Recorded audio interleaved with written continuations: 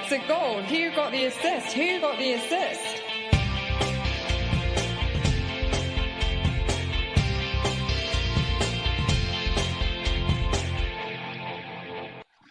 Hello everyone, so we're back after the first of 3 game weeks this calendar week coming up. I'm Tom, I'm here with a beer and feeling hard done by. I'm in the gutter FPL-wise, Sam, it's really bad. But as Oscar Wilde once said, we're all of us in the gutter, but some of us looking up to the stars. I'm not sure whether they're stars because I've been knocked out, or whether they're stars as in kind of, I'm not going to break into West Club, but the stars I'm going to be reaching for as I try to arrest this terrible slide, which has seen you, as we'll speak about in a second, soar past me into the realms of respectability while I've fallen down. Not significantly into the second 7-figure ranks, but still quite displeasingly after a rough couple of weeks. Joined once more by Sam after last week, a short interlude with Adam Pritchard. Main man's back though. All okay, mate? Good trip to Spain, etc. Yeah, it was great fun. It was good to just get a little bit of last minute heat before winter really sets in here. So yeah, also really enjoyed listening to the pods on the way home. So I saved it for the flight on the Monday. Or was it the Tuesday? It must have been the Tuesday. I really enjoyed listening to you guys on the flight back. A couple of references to me being fake modest on the pod, so that was quite funny for me. But yeah, all really good, refreshed, recharged, and obviously we've got a hectic schedule coming up. So yeah, all very, very positive. We are, as always, Who Got the Assist? And today we're going to be talking a lot about the very quick changing parts that go down in FPL week to week. And obviously, this week there was one specific player, one specific bit of injury news that we all maybe reacted to or maybe didn't react to. And that has been quite a loud, noisy bit of variance this week. So we're going to assess how things and plans in particular in FPL change week to week and how you have to be flexible or maybe be a little bit more stubborn with your plans. So we'll be going into that, having a look at our own teams, and I think a few elements of hindsight bias come in there, but hopefully that'll be an interesting discussion given what has happened today. As always, we're going to be talking about our bold claims, and we've got a few listener questions. So thank you so much for all of you putting in those listener questions. Very last minute today. Obviously, the matches have just finished. We're recording just after 8 o'clock. So we are at the end of game week 14. The Man City Tottenham match finished about an hour ago. So the bonus points are in. We know our final scores for the week. And with that, I think we'll move over to scores on the doors, right, Tom? Yeah, I think you can keep going because you've definitely outscored me this week. Okay, yeah, I think I have, but 62 points for me was a very small green arrow up to 275k. So I think basically that was a green arrow based on Haaland's final assist, or it would have been slightly larger if it wasn't for the yellow card through the complaining down to what was one of the most ridiculous decisions I've seen in a while.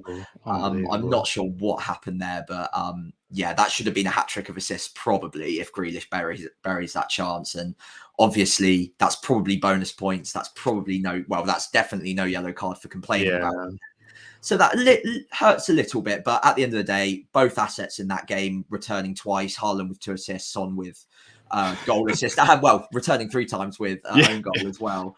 So big haul from him. And yeah, like looking around, I wasn't overly excited about my team this week, but all of my midfielders returning was great. Obviously, the main point of discussion today will be Ollie Watkins is missing from both of our sides, having been a doubt going into this game week. We both, I believe, I'll move over to your team now. But I think we both bought Darwin for Ollie. And obviously the outcome of that has not been too favourable. But I think we're not the only ones in that boat, are we, Tom? No, it definitely seemed like a bit of a Twitter FOMO moment, one of those classic ones that I'm normally quite insulated from. I think it was just because we were talking, I will talk about this in a sec, right up until the last minute, that I was kind of more aware of what was going on than I normally would be, I think. So I try to kind of consciously keep away from the last minute maelstrom. But as it was, I did do the move as well. So this week I removed Cash for Saliba because I kind of thought, you know what, I don't think Cash is going to start. Based off what James and Planet was saying about Leon Bailey doing very well the right wing role, and also that he played the full 90 in the Europa League. So I thought I'd do that, which I did do. Obviously, Sleeperden got yellow cards, and they conceded to Wolves, to Cunha, which is very annoying. Did Bones and Bumo, like I was going to do, absolutely fine. Got the assist for Bumo, and then yes, Watkins out to Darwin for a hit, kind of 13-26, something like that, which I'm brewing a little bit. But yeah, just in general, the usual kind of story of recent bad luck has continued. So 57 minus 4 to give me 53 net this week. The biggest bit of bad luck was that Tomiyasu getting injured in the 80-something minute. And I was thinking, there's a good chance I'm getting Taylor off the bench here. But then Tomiyasu getting injured meant that White came on for like a pointless, at one point, which was an absolute pain in the arse, effectively. Son, Gordon, same returners. Haaland, Lacazette again, completely blowing a hole in what my performance was, effectively. So, I mean, I was speaking about kind of removing Martinelli for Palmer, removing Martinelli for Sterling. So I can take some solace in the fact that he's outscored both of those. But yeah, I think if I'd have done that, then I probably wouldn't have sold Watkins. So, there we go. And yeah, just in general, it's been quite a tough couple of weeks. Not because you've overtaken me, Sam, that's for sure. And just in general, it's been really kind of difficult. I think just from having Martinelli over Saka and the recent bad luck with White, I think has kind of crystallized everything and kind of murdered my spirit a little bit. Like I wish I was more of an externalizer versus an internalizer, because I think it would be more cathartic to be all kind of angry, you effing and jeffing all over the place, getting very, very het up about this. Good evening, Hindu monkey. But no, I'm kind of still a bit kind of it was really annoying. I was pissed off for a good 10 minutes yesterday when Tommy got subbed off and White came on. It doesn't sound like much, but for me it is. I'm normally kind of over it in the blink of an eye. But for me, I was a little bit annoyed for about 10 minutes. I was thinking, oh wow, it's just kind of taking a little bit of it's really kind of having an effect on me, because I hate it, Sam, when I've had a bit of a bad time. Like I feel very sort of hesitant and unsure what to do, and I don't kind of tilt like some people do and sort of make kind of mad moves.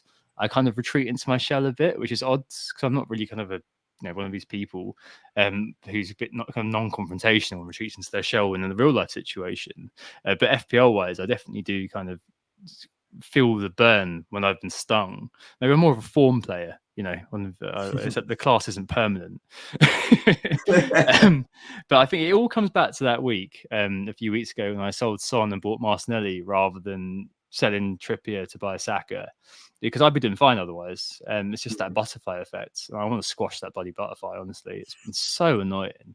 And then Watkins as well kind of compounded that this week. But it's definitely been the case of, damned if I do, damned if I don't. The last couple of weeks when I've got those hefty red arrows, like last week, I left it because I wasn't sure what to do.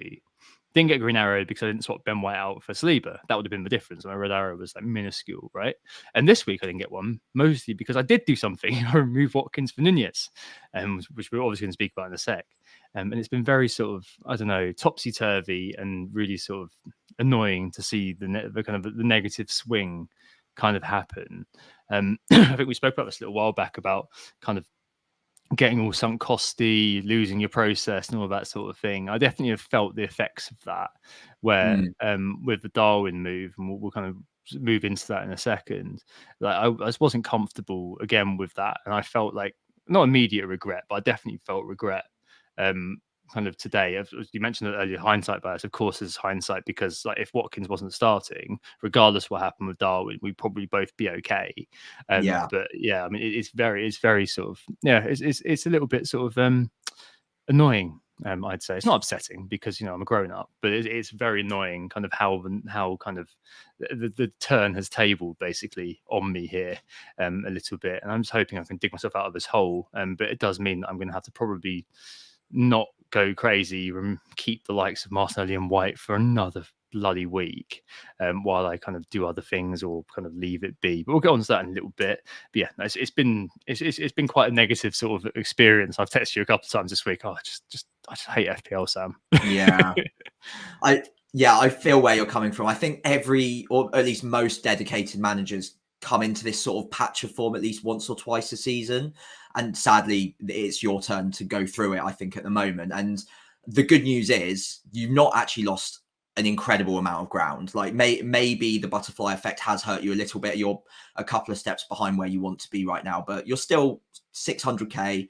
I was 600k 2 weeks ago, and I've halved my rank in that time. So it's a 2-3 week turnaround, and you can easily get back to it. You just need to ride maybe a couple of those differentials that you've already got on your side. Martinelli, White could easily return in the very next game. White especially, I keep saying it to you, and I keep almost like doubling down and backing you on White, because I do think eventually, especially now with Tomiyasu probably being injured, you're going to have someone at 5%, 7% EO. I think it's on the screen for you at your rank, who no one's going to have, that has decent enough upside for a defender, and you're now doubled up on the Arsenal defense, which is statistically the best defense in the league. So I think there are still green shoots there. I don't think you're as far behind as maybe the recent variance has kind of set in and made you think in your own mind. So yeah, I think 2 or 3 weeks, hopefully the smile will be back on your face at the end of Sunday night coming, and you'll have a couple of green arrows to rectify what has been a little bit of a frustrating couple of weeks. Yeah, no, I hope so. I mean, it's always temporary, isn't it? Like, yeah, I think you always have a team every week that sometimes you know there's a glaring error, and for me, like, I know the glaring error is Saka and now Watkins to some extent, but like other than that, you sometimes kind of have a bad result or a couple of bad results, and you look at your team and think, I could send this team out again next week and do well, or if I don't know, save scummed somehow life and redid this weekend, there'd be a chance that I come out with a much higher score. Because Martinelli hit the post, for example, and Darwin was big part in a bit, was very unlucky. And all these little things could have, Tomiyasu might not have gone injured in another world. And all these little things kind of add up to where you are overall. So it's a case of kind of taking it in your stride, and just accepting sometimes, having a bit of serenity about the fact that there's going to be some negativity that comes your way, as you say, and it happens to every manager every season. And if you haven't kind of encountered that, and you're having a bloody good season, and long may it continue for you. Yeah, for me, it's been very frustrating. But yeah, so it's always good to be an adult about these things. Just kind of be like, well, you know what? I was out with my daughter, for example, on Saturday night, so last night, and it very quickly just dissipated because life's in front of you. This is a game. It's fine. Just there are more important things in life, luckily. Yeah, just about. Yeah, God, I feel sorry for those for whom this is everything. Anyway, shall we get on to contemplate? So I think we're all kind of starting to kind of tap onto it anyway, and it's dealing with the swift lane changes in FPL, as Sam mentioned right at the top. So I think we've got to talk about it. There's news filtering through about Watkins over the course of the last week, and didn't show up in the Europa League, and we were thinking, oh, that's a full rest. And then there was a bit of a mealy-mouthed explanation from Emery that he was kind of half rested and half unavailable or something like that. And they came to a head on Saturday morning, and there's no one, I'm not kind of pointing the finger at anybody. For these are our decisions. Focal said Watkins was down to start, didn't kind of get past fit or not after training, and it was going to be a last minute sort of decision on him. And the way of looking at it was, there's a Bournemouth game which he may or may not play, and then you've got Arsenal and City both at home to come, versus Nunez, buy him in for Fulham, Sheffield United and Crystal Palace. That would probably pay back the -4, or at least for you pay back the transfer. So I guess pro template became a story in selling off an asset most of us didn't really intend to move, with game week 18 versus Sheffield United in mind. There are 500,000 net sales in the end of Watkins, and I don't know. It definitely kind of, there was definitely that, as I mentioned earlier, that kind of Twitter FOMO moment where it kind of felt like everyone was doing it. Everyone was kind of making the move from Watkins to Nunez. But I suppose the other side of it would have been the contemplate, Sam, to hold for more info. And I was quite surprised actually that you were kind of walking the plank alongside everybody else, because that's a very sort of un-Sam thing to do, almost, because you're always the person just kind of saying, you know what, I want more information. I haven't quite got enough information yet. What happened? Did your process just get lost in kind of the heat of the moment? No, not at all. I disagree. So my process is I use as much information as I can until the point I absorb as much information as I can up until the point where I have to make a decision. And with Watkins, like the deadline was coming, I had to make a decision. I think it was like we were talking just before the deadline, about 15, maybe 10 minutes before the deadline, I made the move based on this is all of the information I'm going to get. Waiting would have come up with a consequence at that point. So waiting would have meant basically chancing that Watkins does actually play. At that point, we didn't know. I did put out a message or a post earlier today on X, basically saying I actually do regret my decision making despite that, because he was basically 50-50 anyway. I took the gamble that meant that he's probably not going to get risked for the Bournemouth game, and he will be back for Man City and Arsenal.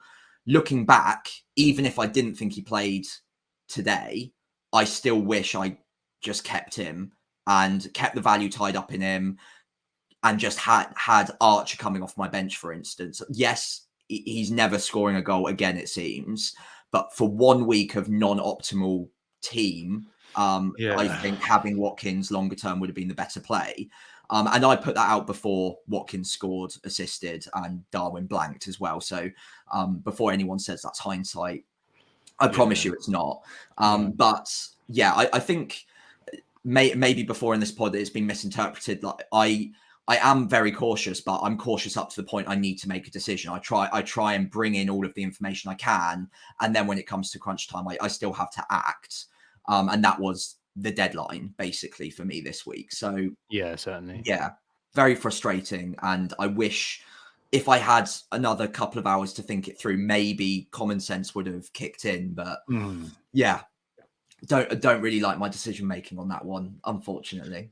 No, it is uncomfortable, isn't it? But I suspect, and we can all do it, we can all reel off the Darwin bad luck story by heart. Looking at the data this game week, 2 big chances, 1 big chance created for Darwin. Watkins had 1 shot on target, the header, and he scored it. And that's what it kind of comes down to. We've obviously got the assist as well, Watkins, for I think created 2 chances. But again, it comes back to that idea that if you replayed the game again, things could well come out a different way. And it's incredibly frustrating. I think what's more frustrating though is kind of just how, as you said, I guess the gamble was that Watkins wasn't going to be playing, and to see him play, that's when kind of the real sort of hindsight-led regret kicks in. You do have that kind of regret though with the decision making. I mean, when I posted my team, I said, we all get exactly what we deserve if we get punished for doing this, and it's definitely something. Again, that was kind of the second or third time the season's happened to me. I remember selling Bruno. I think we both did that, didn't we? I sold him from Bumo, and then not getting Saka, selling Son, and then Darwin. So hopefully, kind of fool me once, shame on you, fool me twice, shame on me, fool me 3 times, I'm just a flipping idiot. So hopefully this is kind of the end of that. But who knows? It's very, very frustrating, and it leads, if you are in the situation, or if you've been in a similar situation, it leads you to the inevitable question: what happens next? How do we adapt our plans moving forward? There's a Watkins question already from Robbie, our mate from FPL Meets. What's to do with Darwin? I'm an owner for just 1 week for FYI, and I'm sick of him already. I mean, how much does that impact things, Sam? It kind of adds another transfer in, doesn't it? And your kind of your fabled sexy spreadsheet, surely that's now in absolute ruins, isn't it? I mean, it definitely feels like it's kind of added an extra complication to the mix that neither of us really needed. Yeah, it's an extra transfer I didn't want to make and I hadn't planned for over this period. So it's annoying. And obviously now we started, it makes it doubly annoying. I do still have the spreadsheet. It is luckily still intact. But there has been a pretty major adjustment made to it based on the new team that I now find myself with.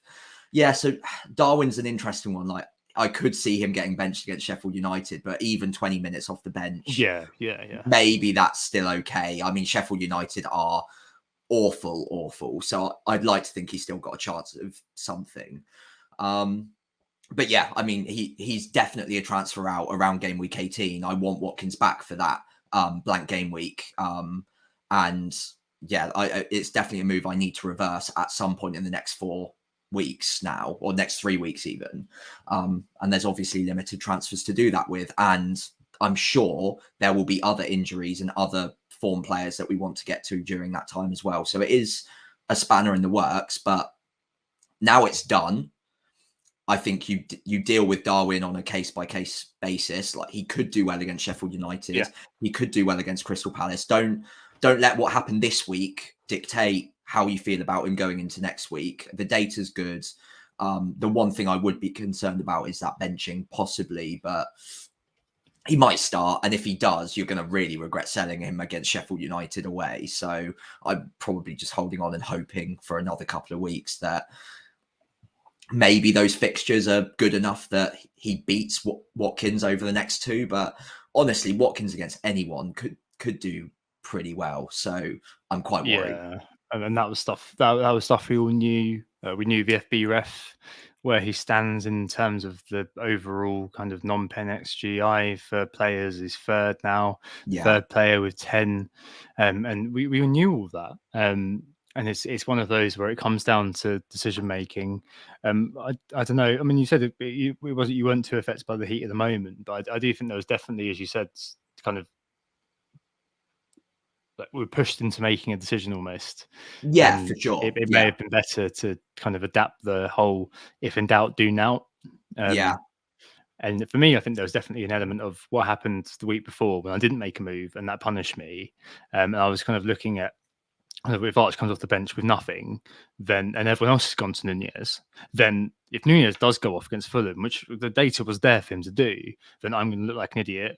My rank's going to really suffer, and then I'm going to have Watkins, who's an injury risk for the next couple of games, versus everyone's got Nunez, who's gone off and scored loads of points. Then they've got Sheffield United next, so that's kind of the upsiding of buying Nunez, which I think we both kind of sold ourselves on. But now here we are with kind of the outcome that we've got, and it is kind of disentangling the hindsight from kind of the cold reality of the fact that we're going to have to make another move at some point before game week 18, that's for sure, almost definitely, to move him on again. It kind of means that reassessing on a case by case basis, you're probably going to give him the next couple of games, because it kind of wouldn't make sense to reverse that now. In response to Robbie's question, I didn't think.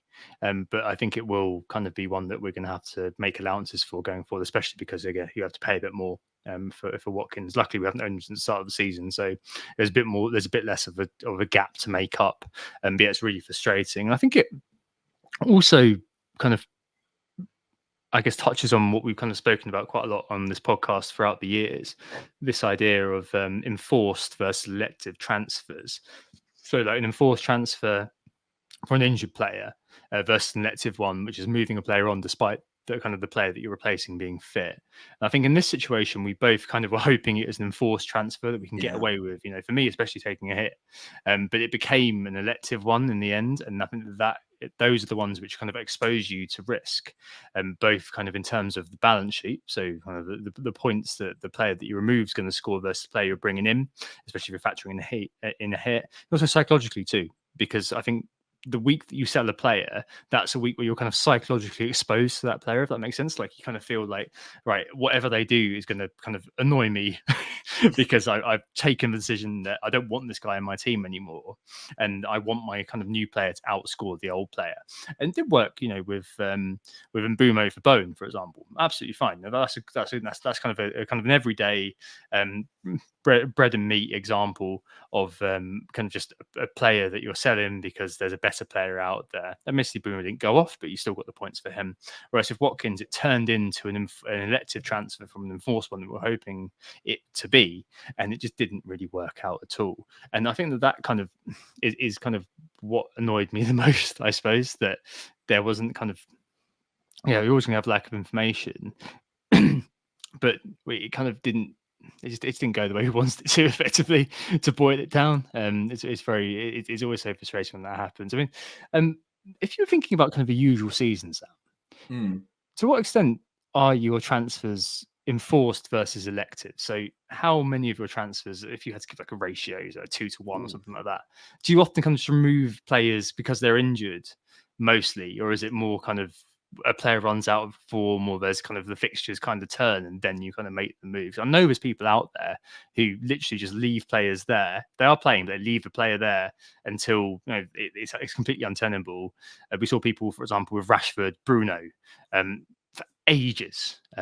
So yeah, I mean, how do you normally play that?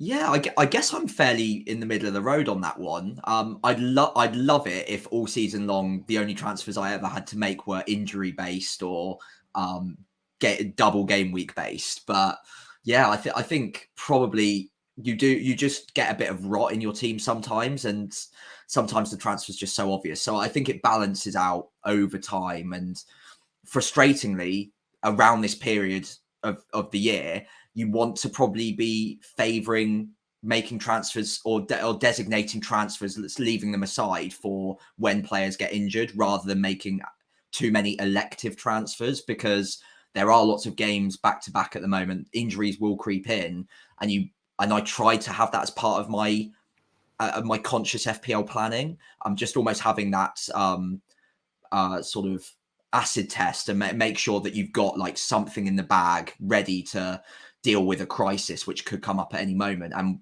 what I've done this week feels like I've wasted one of my injury transfers on someone who it wasn't actually injured, and that does annoy me a little bit. So yeah, I mean, ideally it would be 100% just based on injuries, and you get your decisions right at the start of the season and just have a whole team full of zombie picks. But yeah, I think realistically 50% maybe of the transfers end up being elective, form based, fixtures based as well. I guess you can kind of divide it into two within elective. Yeah, I guess fixtures and those sort of plays take up a larger chunk of that 50% for me. But yeah, I'd say I'm probably quite down the middle of the road on that one. Yeah, fair play. I mean, I'm probably I do like the old elective punt. I really do. But I mean, we spoke about this node management pod a little while back, and that certainly it's an area that I do need to kind of spool back on and try to kind of keep more keep it simple. Because yeah, I think you're right. Overall, you want to just be doing enforced transfers all the time, not doing elective ones. But the likes of Martinelli, for example, is a player. Yes, this week got unlucky. I think in the past few weeks he's had like shots saved and all this sort of thing. But the underlying data isn't quite there for him. It's not really quite there for Saka either. But the man keeps kind of turning in the points every week, and it's one that I definitely need to keep an eye on. Just because I can often treat it like a casino, a little bit FPL week after week. But it's always kind of the tortoise sort of thing that works every week actually better. Just slow and steady wins the race. And the more or less transfers you make, the more you can end up in a bit of a cul-de-sac, effectively. Or you can be just like we are this week, just regretting making a transfer. Not an impulse. I'm not going to say it's an impulse move, because we have both kind of spouted about Darwin in the past and kind of drunk from the trough of the Darwin propaganda. But it's certainly one that we're both sort of clearly regretful of now. And FPL Sponge asks, should we no longer be afraid to burn a transfer? We're kind of just touching on what we were talking about. After selling both Shimikas in game week 12 and Watkins last week, or as in this weekend, he says he's seriously considering burning a transfer in future when happy with his team, rather than forcing 50-50s. He asks, is that kind of something that we should think about, or is that just pure hindsight bias? I think it's definitely something that we did talk about quite a bit in the Oath Management pod, because I mean, it can often be the case that you're kind of bored, or you're kind of you've got like sort of action bias things where you've got to do something, when sometimes actually it is better to, even if you've got 2-3 transfers, just to be like, well, you know what, actually team looks all right, got nothing else I can do, which is a very sort of enviable position to be in as Sponge, if you were there. But yeah, I mean, I think that if you are in that position, I think maybe we should be more open to burning every now and again, right? Yeah, absolutely. In principle, there's absolutely nothing wrong with doing it. It's just, it rarely happens that all 15 of our players are the ideal 15. Usually there's someone somewhere that you could fairly confidently say that there's a better pick elsewhere, even if that is like a 4.0 defender sat on your bench and you can downgrade to a 3.8 that happens to be starting at that point. So it is rare that we get ourselves into a position where our team is so perfect and so ideal that you can't make any moves. But Yeah. in those cases, or when you're close to those cases, making the moves in the bench picks and the 4.0s, 3.8s, all of this will make a lot more sense at that moment, and maybe just doing some trimming around the edges, as it were. But yeah, I mean, as in principle, there's nothing wrong with burning a transfer. It just so happens that it very rarely ever happens in my team where I'm actually genuinely happy with all 15 players. I wish I was. And if I was, I'd love to be able to say, yeah, I'm burning a transfer this week. That is so rock and roll. That's one of the coolest things you could do in FPL. Just say, I'm so happy with my team. It's so perfect. I'm just going to waste a transfer that they've given me. That is the definition of FPL cool. So yeah, one day I'd love to be able to do that, but it is not this day. Yeah, I agree. I think it's kind of literally just after you wild carded. Normally, if you're in that position, I think it's quite difficult to be running that. I mean, you do occasionally see one or two teams on X when they're posting, like, well, that is literally the perfect team right now. Yeah, but yeah, it's very few and far between you'll see those. And as you say, there's always kind of one issue. You're kind of like, oh, I could move that on. So where do we go from this, Sam? I mean, what are we going to take from this? What learnings are we going to try to instill into our game going forward? I feel like, as I said earlier, that I've just kind of fallen down the same pitfall as I have in the past, even this season. I felt uncomfortable about the process not really being in place. Like I texted you when we were talking, I was just like, this has come out of nowhere, really, that I'm kind of now considering owning Nunez. And I think when you're thinking of buying a player in your team, it's almost like you have a kind of a mental map of the players in your team in your head. At least you do if you're a Sado like me, and I'm assuming you as well. And there was never a world where Nunez was in that team until he was.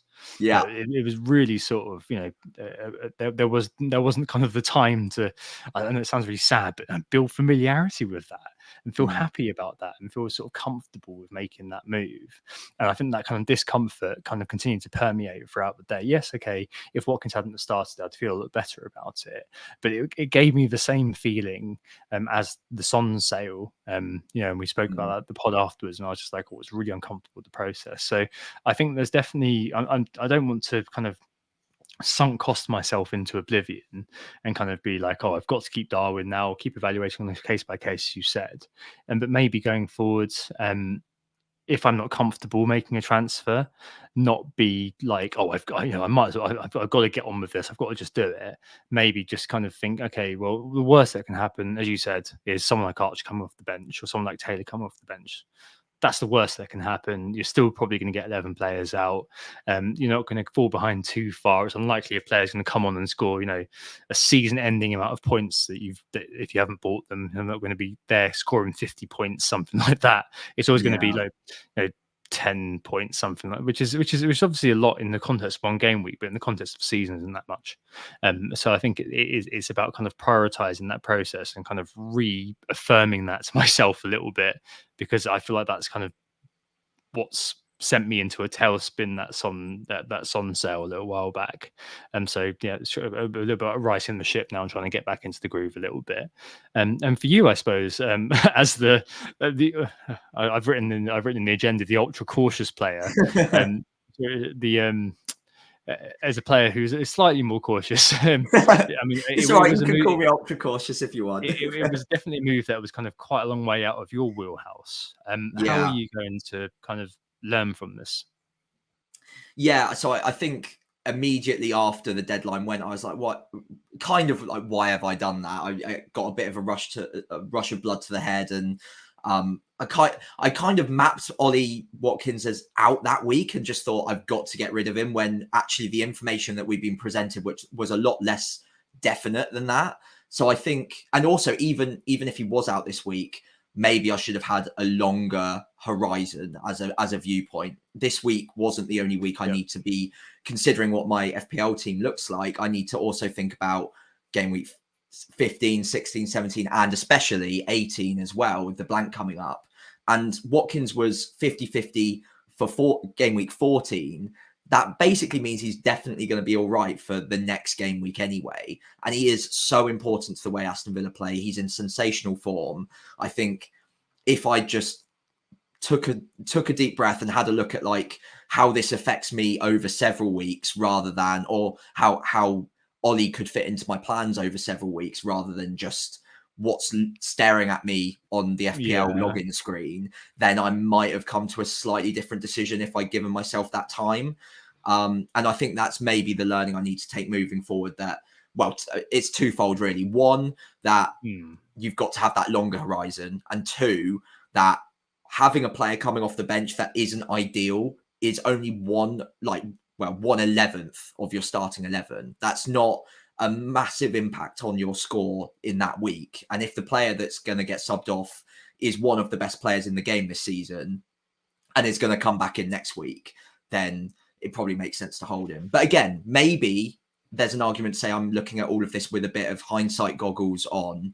And if Darwin had bagged a hat-trick and Ollie had sat out, then this would have been the most obvious move in the world. So I do want to apply an element of balance there, but I think given the fact I felt that way before the games had even been played, I think it's safe to assume that the decision-making was probably a little bit rushed. It was a little bit forced, and moving forwards, I want to learn from that. I would say mistake personally, but I know there's a lot of people out there who probably won't call it a mistake, but I'm just talking for me personally in the way I play the game. Yeah, I was going to say, yes or no, was selling Watkins a good decision without a hindsight? I'm not going to say it's the right or wrong decision, because I think that that's kind of one where it is difficult to know, but was it a good decision? I think it's no for me and it's no for you. Overall, we should have been more contemplate here, taking a bit of a moment just to consider it. And I think that there's definitely charges of over-management for potentially both of us that we need to admit in court. I'm guilty. Please reduce my sentence, please. Right, enough self-flagellation. Let's move on to bold claims. What last week? I mean, you actually scored again. So it's 3-0 to you. Watkins 10-pointer. Fantastic. Coming in at the depth. And me, I just did it because I assumed I was selling Martinelli. I didn't in the end. But Martinelli 10+ pointer versus Wolves. So yes, 3-0 to Sam. It's very it's getting dodgy for me, that's for sure. I just like to score, really. That'd be nice. It's like me in my 20s. I just like to score. Right. So this week, the bold claims. Samuel, you've gone bold. I thought, well, I'm 3-0 up. I might as well coast now, right? And take some real risks. Showboating. I genuinely, I took no joy whatsoever out of bagging the point this week off of a Watkins 10+ pointer. That did not feel nice. But anyway, this week I am going bolder than that. I'm going with a Haaland blank against Villa. I don't know why. I don't really expect this to happen, but players blank every now and then, and Haaland has been in great form. Maybe he's due a blank at some point. Why not? Who knows? Possibly he'll blank against Villa. I doubt it will happen. But the high line. Yeah, the high line. Oh god. Right, and I've gone for an Arsenal clean sheet wipeout versus Luton, just because I've got double Arsenal defence. So given how it's been going for me, I might as well lean into that. I'm not a betting man, and so I'm gonna express that within the bold claim. So there we go. You can Luton see are at home, right? They are. Yeah, I could see that happening. Yeah, and Panzu, Curler, Jacob Brown goes off his arse or something like that. I don't know. Yeah, I can see that happening. Wiping out the Arsenal clean sheet. I reckon like the 90th minute, something like that. Just when you kind of feel like you're home and hosed, I've gone off. I'm happy. I'll come back to my computer or my phone 2 minutes later, and there's been a goal, and both my defenders down to 2 points from 9 and 8. Yeah, I can see that happening. I'll go one step further though. I reckon what happens is they score at 89th, 90-minute consolation goal, but White's taken off 5 minutes before, so you keep your clean sheet on him. Yeah, that's what I'm reckoning. I feel like you're just being nice now. No, can I get an extra point if that comes true? I'm not taking your sympathy in any way, shape, or form. Right. Okay. Let's move on to the questions this week. Thanks for those who did jump on to X within the time that I let you. I think it was kind of 30 minutes. So actually, that's kind of normal. But yeah, it wasn't very long at all. There's a few questions that we've kind of addressed already. Richard Piano, how far down should the PGMOL relegate Simon Hooper after another howler? I don't know if any of you have seen the image of Haaland shouting in his face is absolutely brilliant. I would go out, find that. It's the most meme-worthy image of Haaland that's been out there for a while since the chatting thing. And yeah, absolutely abysmal decision that. We're not going to go into that one too far. A couple of kind of joke questions. Dave sees at FBL. Hi, Dave. We're all jumping on Burnley now, right? Who's the target? No, I don't know about that one. Tom's. But yes, there's a few good questions here. The first one, FPL Fraser. Hi, mate. Who are the best defenders to own for the next 5 to 6 game weeks? And I'm going to combine that with a couple. Dave, FPL Mug.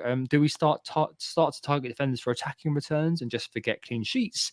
An FPL chair leg, good name. Hi, Mark. Is Trent back on the menu? So yeah, quite a few questions about defenders. I've had 2 weeks now. Obviously, Shimikas did return kind of last gasp assisting Trent, but I've had a couple weeks now. I've just absolutely drossed my defense. And last week I got 0-1-1. This week I've got 1-4 after that last gasp assist from Shimikas 1, and it's not been great. And clean sheets have been absolutely obsolete, effectively, haven't they, Sam? Yeah. And so defense-wise, I mean, what's the plan? I suppose with Lascelles, you're kind of looking all right, but I mean, even Nick Pope's out now, and so even that Newcastle defense is coming under some semblance of scrutiny. Yeah, it's a tough question on defenders because there are just no clean sheets about at the moment. And yes, Newcastle are still keeping the clean sheets, but you'd like to think at some, well, not necessarily like to think, but you'd think at some point that the amount of defensive casualties they've got means that they become weaker eventually defensively. Doesn't seem to be happening so far. But now the keeper keeper switch over to Dubravka is definitely a downgrade on Pope. So maybe that means they're a little bit weaker. Nevertheless, they're still overall a good defense. I think Trippier is still, like, if in an ideal world you'd have Trippier in your squad, I don't think anyone would disagree with that. Given unlimited budget, he's one of the best 5 defenders to own, probably the best defender to own. Same goes with Trent. Again, if you had unlimited budget, he would be a fantastic defender to own. The problem is, I don't know too many managers who have got enough spare money to get to Trent. And if they do, you probably go for Trippier anyway, especially with the fixtures over the medium term for Newcastle now looking pretty good. I'd probably favour Trippier over Trent. Yeah. That's not to say Trent can't be a good pick in his own right. I just think value-wise, spending that much extra money when there are players that compete with him in terms of level of points at the moment, I think he probably wouldn't quite make the top 5 for me. Porro, I really like the look of. No points today, obviously, but attacking threat is fantastic. And like we said, and like the question said, there are no clean sheets at the moment anyway, so you might as well go for someone with very good attacking upside for a defender. And who knows, Spurs are capable of keeping the odd clean sheet, and Romero will be back next week as well. I think he served his 3-game suspension. Yeah, so I'd expect them to start getting a bit better defensively again from now on. So he'd probably make my top 5. And then the other defenses that you'd definitely be looking at are Arsenal, probably Saliba or Gabriel at this point. And then for me, I'm quite interested in Chelsea just as a general sort of flirtation at the moment. Based on the fixtures more than anything else.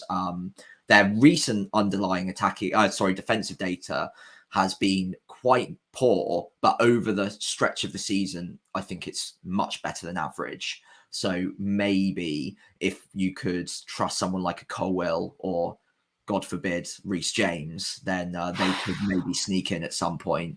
It's a worrying prospect, though, it must be said. Yeah, it's 5th overall for XGC this year, Chelsea. And the fixtures coming up, I mean, that's definitely one. I probably would be going for Roger Sanchez if I was going to go there. But I think you're right on Trippier. I think he'd be the one that I'd be really looking at. He's in top 20 at the moment for non-pen SGI, which is really good for a defender. Trent is kind of down in the doldrums a little bit. So it's probably not one that I'd be looking at right now. I mean, yes, a good result today, but his kind of overall non-penalty GI is the same as Bozo's, like Martinelli. So it's not one that I'd be kind of running to at the moment. And as you said, you're always looking at a better option in Trippier there, especially with the fixtures that are going to come up in not very long. Arsenal-wise, fine. The next 3 after Luton aren't particularly appetising. Aston Villa, Brighton, and Liverpool. And then there's kind of a nice kind of branch of 4 into the new year: West Ham, Fulham, Crystal Palace, Nottingham Forest. So it looks all right, and I think definitely going to have one, not necessarily the attacking kind of defenders that Dave was mentioning in terms of trying to get the attacking returns, but they're still there. And yes, Porro absolutely fine as well. West Ham next, decent kind of Christmas period. Nottingham Forest, Everton, get that kind of game week 18. Brighton and Bournemouth. I noticed that he was running over to take the corners on the other side as well. This week he's done that a few times. Didn't notice that. That's interesting. Certainly one to be keeping an eye on, I'd say. Always kind of got that potential for a worldie. Definitely that potential to assist. So that would kind of fit into more the attacking sort of fullback sort of thing that Dave was kind of getting at. In terms of the fixtures as well, and we noted this a couple of weeks ago, Fulham do probably of the kind of in the bargain basement have the best fixtures for the next few over the next 5 game weeks. They've got Nottingham Forest, West Ham, Newcastle game in the 17, so you want a rotation for that. Burnley and Bournemouth, so really nice 5. Anthony Robinson, has got 3 assists in a row. I know that because he's in my draft team. So I think that could be one to look at. And he's also called the Jedi Robinson on Twitter as well. So if you're a Warzy, definitely one you might want to get behind. Yeah, that's about it. I think for me, if and when Martinelli does go, he'll go for Palmer, and then that will give me enough money to upgrade one of White or Saliba to Trippier, which is something I'm definitely intending to do going forward. So yeah, there we go. Get Trippier back, get the band back together, back from my wildcard, Sam, when everything was going well. And I said, yes, these are my red lines. These are the players who are not going to go. Idiot goes and sells them, and now idiots can be buying them back. Oh dear. Next question. Martin at FPL Antiques. What happened to all the mid-price mids, he says? I'm not too sure what you mean, because Gordon's done well. Yes, Palmer didn't play this week, but still on penalties and all that sort of thing. Really good underlying data. And Bumo did well this week. So there's certainly quite a bit of scope for it. Even Diaby came off the bench and got an assist. So I'm not 100% sure where that question comes from. Maybe there's something else, and you can tell me, or you can DM me afterwards, and I'll explain a bit more kind of what I think. But yeah, I feel like the mid-price mids is quite a decent sort of area at the moment, isn't it? Really, loads of enablers out there. Yeah, I suppose maybe the frustration from this question maybe comes from the 2 or 3 that maybe they own, and possibly it's a Diaby. Yes, he did get the assist, but he came off the bench and he has been getting reduced minutes. So maybe there's a concern there. I would understand that. And obviously the next 2 fixtures aren't ideal. Then Mitoma as well came off the bench today. So maybe that's a potential source of frustration too. Or Adingra, possibly. He's probably cheaper. He's probably not a mid-price bid, more of a cheaper mid. But Fran's got so much responsible. Fraud. Kidding. Yeah, so there are plenty of options still available. I guess it just depends which 2 or 3 you've got. But yeah, I understand if you are in a situation where you've got 2 or 3 of the players I've just mentioned, then yeah, it could be frustrating. Yeah, it often kind of means that there's always kind of 1 or 2 players on there where they're kind of all kind of just gets, you get highlights, I guess. Like Gordon's been brilliant basically for you and me since we both brought him in. And Bumo is now kind of flavour of the month. If you own Bowen, for example, you did own kind of the players that you cited, you may be looking at them thinking, oh god, it's not going great. Probably an example of the time where you kind of think, you know what, I'm just gonna cut my losses and get on one of these players, because they shouldn't be too inaccessible for you. I think Gordon may well find it, if he is 6.0 now, but it wouldn't be too much of a stretch. And even though the likes of Huang, for example, are blank this week, I mean, he's still got, what's that, 1, 2, 3, 4 returns in the last 6, 7 games, which is absolutely fine. And at that price, you're not expecting him to score every week, frankly. And if you do get one who's scoring every week, and I think of a Riyad Mahrez during the Leicester season or something like that, then you've hit gold. And we're hoping we've done that with Gordon, which looks like we may have done. So yeah, I mean, it's kind of maybe about managing expectations as well about around these cheap sort of midfielders, because they're never going to be scoring every week. And with the likes of Bryson, for example, you mentioned the Dinger and Matoma, they're both going to be players who are going to be liable to whatever's going on around the Seagulls, be it rotation, be it general fatigue. Matoma, obviously, there's been a kind of absences recently, etc., etc. So it's about kind of perhaps going back to what we were talking about in terms of changing lanes and kind of just making that kind of move sometimes, even though it's elective, just making that move and just getting it done. Maybe I should have done that with Saka at one point, but hey, there we go. Next question, a penultimate one. And Jimmy the Claret, who is, I'm assuming, still drunk after Burnley's 5-0 victory against Sheffield United. He says I'm not asking should we get Nkunku, but generally speaking, how long after a potentially explosive player returns from injury would you wait to get them in? See, also Reece James. I mean, that's one that I think that probably is going to kind of be of interest to a lot of managers. I think with Nkunku, to spare you a lot of chat, the obvious answer from both Sam and I is going to be, wait and watch, just see what happens there. Neither of us can be jumping on moving to him anytime soon before fitness has been sort of applied. But Reece James is one that definitely divides opinion in the FPL community. For me, I think there's a bit of Stockholm syndrome going on there with Reece James. I feel like, yes, obviously I see with my eyes what's going on, what he can do, blah blah blah. But I feel like he's definitely still sort of dining out on 5 or 6 really good game weeks a couple of years ago, and since then he's just been a consistent injury risk. You're going to have one good week with him, basically sandwiched between ones and zeros. That kind of he's like literally the epitome of boom and bust in FPL a little bit. So Sam, Reece James, you said you were looking at him potentially, and also just generally what happens in terms of FPL, in terms of explosive players coming back, to answer Jimmy's question fully. Yeah, so Reece James is a great example of this, and he is a player I've got in the back of my mind in a couple of weeks, potentially to be bringing in ahead of the good fixtures. But with a player like him in particular, it's not just this injury. It's not just, it's been one injury layoff and now he's coming back into the squad, which I would say maybe James Maddison might be a good example of someone that it's just one longer injury. And then when they get back to full fitness, you can kind of trust them again because they're not consistently out every other week. Whereas with Reece James, he's been off for maybe 3 or 4 weeks, and then he's come back, played 60 minutes, and then he gets some sort of other innocuous injury or a red card. Yeah, exactly. He just seems to be a troll for whatever reason he can find.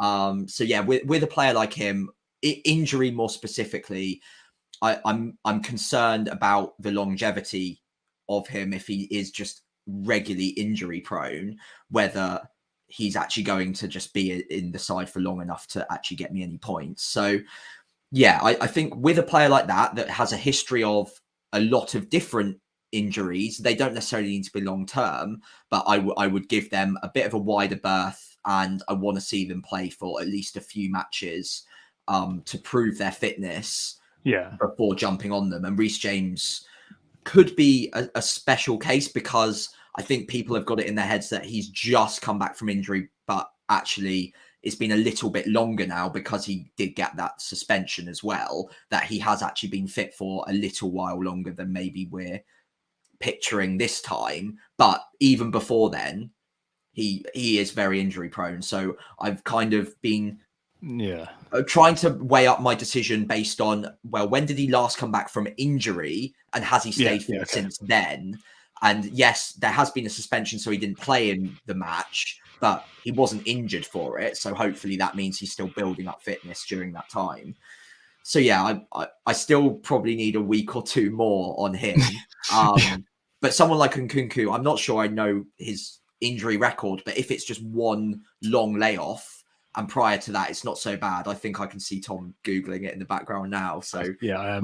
we might hear something in a second. But if it's just one injury that he has been out for a while with, you would trust the medical staff to be like, okay, we're not going to take any risks. We'll bring you back in when you're ready and when that injury isn't going to be a recurring thing. And they're not going to take any sort of punt on him because they've got depth. So they don't really need to. So I'd say once he's back and I've seen him play 60 minutes in he gets his first start, gets 60 plus minutes, then I might be tempted to then jump on him the next week if I think he's going to be a 90-minute man from that point onwards. But someone like Reece James with a bit more of a proneness to both trolling and injuries, I would give them a bit of a wider berth, and they'd need to prove their fitness to me for a bit longer. Yeah. There's definitely a kind of it's like knee injuries in the past from Kunku as well, and was at Leipzig. So one that we need to see as well. How is he going to adapt to the Premier League? Is he going to be a Salah? Is he going to be a Werner? We need to see. I do think the only thing I would add to that is that there's a lot of game state. I'm not talking about game state as in football, I'm talking about game state as in FPL attached to that as well. Because I mean, yes, you're talking about not buying a player like Reece James who's an injury red flag. But I mean, at the end of last year, Callum Wilson, probably an example of a player who is a massive injury red flag. Idiots like me went for Isaac, and those who didn't, those who jumped on Wilson, were richly rewarded. So a lot of it can come down to time frame. What are you worried about? And if you're kind of still sat here like we are with 20 plus game weeks left of the season to go, you won't want to be buying that player in, because that's like another transfer to be removing that player. But if the sands of time are running short, then caution gets thrown to the wind, basically, and you think, you know what, let's go for it with a player like Wilson. I think at this point of this kind of the game state we're at now, you're probably not going to be, especially with kind of the fixture congestion coming up, that again kind of adds to why you wouldn't be buying a player like Reece James, potentially because you'd be worried about that. But if you are kind of game week 30 plus, I don't know if Chelsea have got great fixtures around kind of towards the end of the season. I think they were right from memory. I think the last three were pretty good from like a long time ago when we looked at it. But that would be the time when you kind of be like, well, sod it. there's 3 game weeks left, but they're not in. There probably won't be any other competitions. Then let's go for it. Let's just go for the ceiling and hope for the best. So it depends on the timing. I think right now, adding in kind of what we know about kind of the fixture congestion to come and a player who is made of glass, you kind of don't want to be taking that risk potentially right now.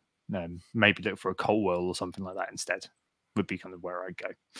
Final question this week. Nath Jacobson says he's been front running the season, made a really good start. Was a 50k at one point, bounced between 50k and 200k. Wildcarded this week, trying to do something different, have some fun. Bought in Isaac. Had Darwin as well, sold Watkins, doubled up in the Arsenal defence, etc., and down to 498k. So down with the great unwashed like me. What shall I do? Because it's quite difficult. Shall I just kind of give up, or shall I try to keep having fun? Like, what's the way out of this? And maybe this kind of nicely links onto our transfers and captains too. I don't know if I'm first, Sam, but maybe we can kind of go to for those watching on YouTube, go to my team as well. Yeah, absolutely. Let's here you are. It kind of seeps into where I am with it as well, because I mean, it's been a difficult couple of weeks going back to kind of what we're talking about at the very beginning. I was as close to having a anguished rant as I'm ever going to get, but it's certainly one. It's certainly kind of a shared experience with me, Nath, and I'm sure loads of other people out there. And as I said earlier on, it's all temporary. And whenever you look at the team, like look at my team now. Okay, I don't like having Martinelli. I think he's a bit of a waste of space, but he's got Luton up next, right? So if I don't get any new, hopefully we'll get some sort of leak, because again we're playing on Tuesday. But if I don't get any news, then surely kind of the thing to do is leave it, because against Luton, yes, okay, they're not a pushover exactly, but then in the bottom 4 for SGC, and we should be more than good enough to beat them. And Martinelli, was a post away from getting a return this week. White, Saliba, etc. So it's not yes, having some fun is always good, but the fun is over the course of the season, because if you have all your fun in 2 weeks, it doesn't go well. That's the time when you kind of start giving up, I think, altogether. Mm. So I think it's kind of taking that sort of, as Sam said earlier on when we're talking about what lessons we're going to learn from the game that's just gone, having that longer term horizon of what you're doing. Like the team Nath put through isn't bad at all. It's just it didn't really work out this week, but you can see why next week that team could be great.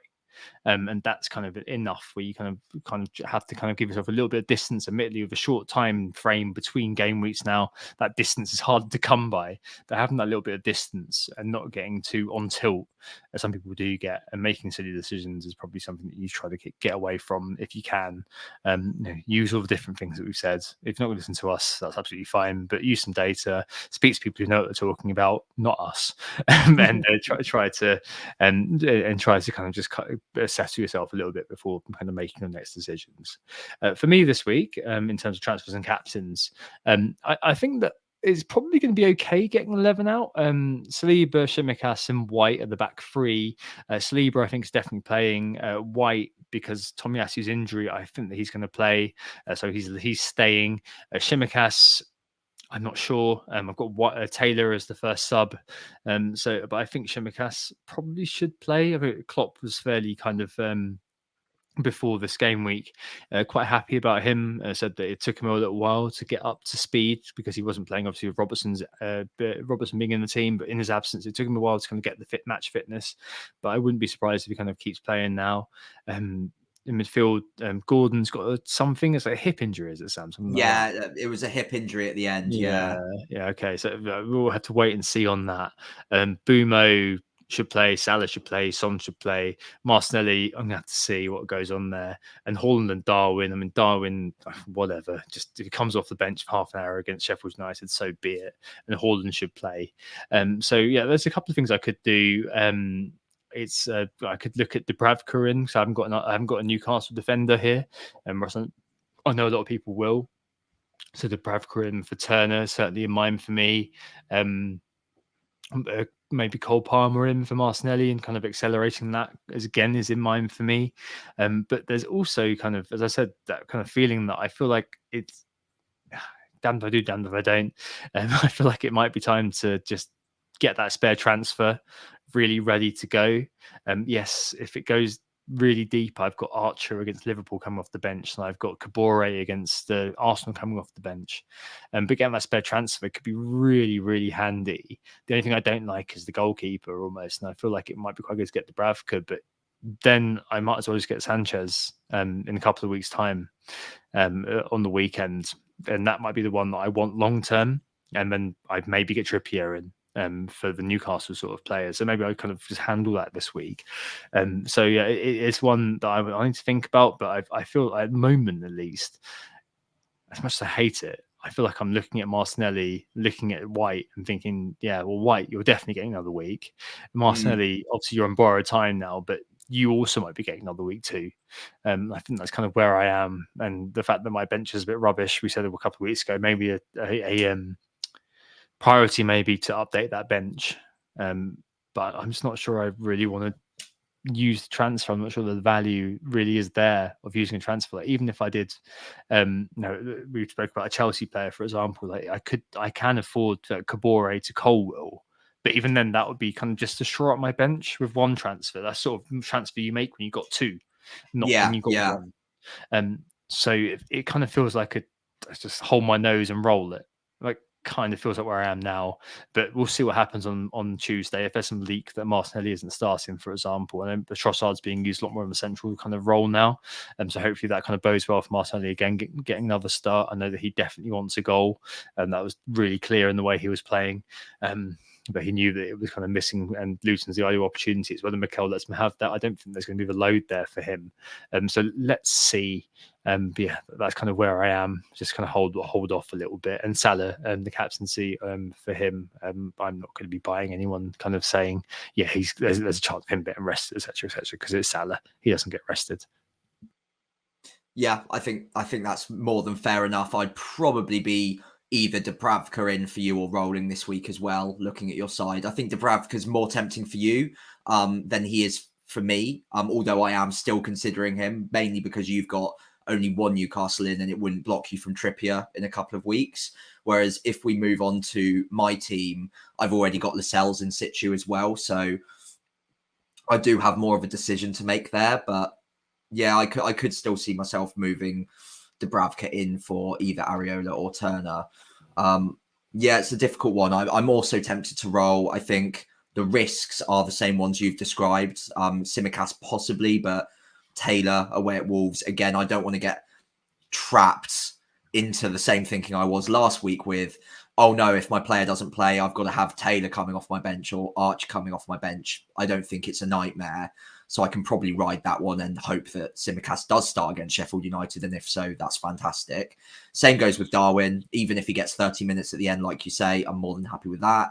Gordon, they don't have that many options. And he was saying that half the squad are dealing with little injury issues in their starting 11 at the moment, and they're just playing through it.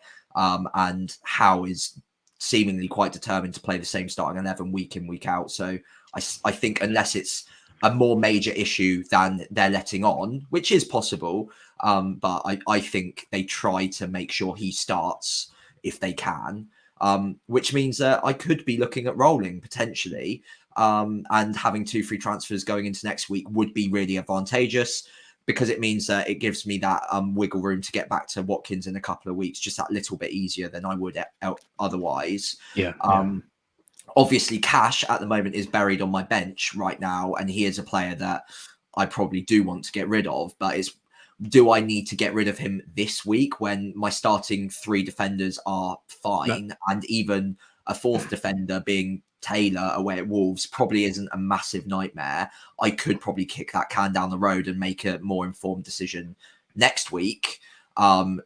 Maybe James becomes an option at that point. Who knows if he survives another 90 minutes? Maybe that's when I have a look at Porro more closely. All of these options open up to me next week as well. And I think bringing in either of them this week, I then have a bit of a benching dilemma. And as I've only got 1 free transfer, it seems like a bit of a waste to do that. So my natural gaze is on the goalkeepers, who I'm definitely not happy with at the moment. But at the same time, I don't want to block myself out of Trippier. So unless I can find a way that the planning would allow me to get from Lascelles to Trippier in a couple of weeks' time, i.e. needing 3 million in the bank, I'm probably not going to make that move either, because it would block me. You can't get there.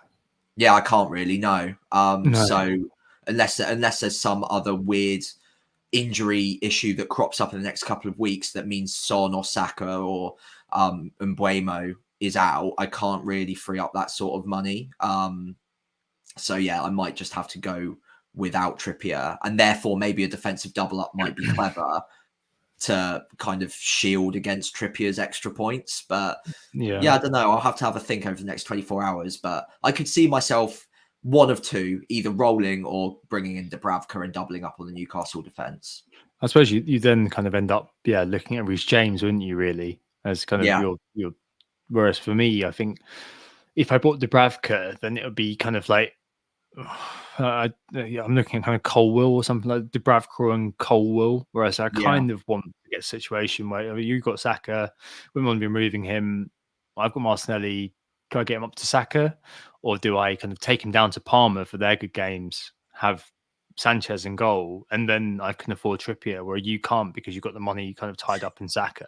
Yeah, I think that's kind of where I'd be thinking, because then you've got Son that you're probably not going to be removing, and that would be your way to afford Trippier and then probably afford kind of Sanchez or whatever. So I think it kind of is a little bit kind of about gaming the system, almost about in terms of where you are of your squad. And there's always going to be one player that you can't really get to. Like for some people it's Son, for some people it's Saka, like me. I know FPL General was in the same boat as I am, but he's still a bit of an I am. And we've got, and again, yes, because we're both kind of Watkins-less, it's going to be one that we need to think about again for game week 18. And, you could basically sit there with Cash until game week 18 and just kind of hope he gets back in the team. I think it's Bournemouth. Yeah, he's Emery was trying something else. But for the other two games, tough games against City and Arsenal, I forget which order it's in, but I think City and Arsenal. Maybe he'll go back to Cash. But I don't know. If he doesn't play those two games, then the next game at least, then it kind of becomes a bit academic, doesn't it? That Constance playing the right back role, and Cash is basically a bit like Chilwell was at on the left midfield, left wing slot, suddenly in contention further up the pitch. Like Cash maybe is kind of him versus Bailey every week. We've got no idea who's going to be playing. So yes, it makes a lot of sense to roll. We haven't got the information, have we? Yeah. We'll see. I could end up with Bradford this week, but I kind of still prefer getting towards that that Trippier and Sanchez double. So maybe it's a roll this week to facilitate that going forward, and kind of look at a Palmer, Sanchez and Trippier move probably in a couple of weeks. Makes sense. Well, I think that's everything this week. It's slightly shorter, but hey, hopefully a little bit sweeter. Yeah, I hope so. And obviously we'll be back later in the week. But for the time being, thank you all so much for listening. We were Who Got the Assist. As always, you can find us on X at WGTA_FPL or myself at FPL Pricey. And again, on Instagram and Threads, it's WGTA.FPL. And I'm just FPL Pricey on there as well. If you did enjoy the pod, if you could follow us on those socials, that would be fantastic. But also, if you could give the pod a 5-star rating on Spotify, iTunes, Apple Podcasts, wherever you're listening. And of course, if you're watching on YouTube, then if you could leave a like and subscribe to the channel, that would be greatly appreciated as well. Perfect. Thanks, Sam. I hope you enjoyed the pod. I hope you assisted you think about those last-minute lane shifts in FPL. Sam will be back next Thursday night for a solo pod. I'm going out with Nick and our schoolmates, so I won't be around for that one, I don't think, unless I do kind of show up. Depending when you're recording. No, I don't think I'll be back. Yes, it'll be a solo pod for Sam. But hey, there we go. It's a quick turnaround again then. Here's hoping to be a better one for me. Sam can be like, oh, Tom isn't here. And he said, oh, I'm not one for posting midweek, but I've done really well. God, I'm so modest. Oh no. But yeah, actually, guys, did great. No, that's never going to happen. I don't have nice things. Anyway, here's hoping for a better one for me. Have a really good couple of days. Enjoy next game week, and I'll speak to you, next game week, and Sam will speak to you on Thursday. Take care. Oh, it's a goal. Who got the assist?